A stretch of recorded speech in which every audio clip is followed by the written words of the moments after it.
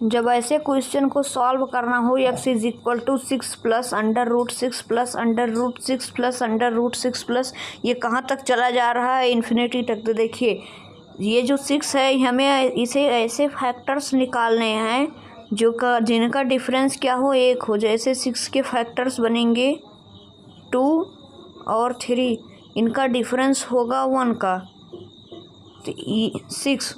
ठीक, 6 का ऐसा हमें फैक्टर करना है, या फिर जो आपको संख्या दी हो उसे हमें ऐसे फैक्टर में तोड़ना है जिनका डिफरेंस 1 बने।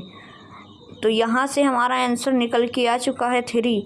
अगर अभी यहाँ पर प्लस की जगह माइनस होता तो हमारा आंसर 2 होता, लेकिन हमारे पास प्लस है इसलिए हमारा आंसर 3 है। अगर माइनस होता तो 2 होता, छोटी वाली संख्या। ठीक, अगर ये वीडियो पसंद आई हो तो तुरंत लाइक कर दीजिए और अपने दोस्तों को ज़रूर शेयर करिएगा।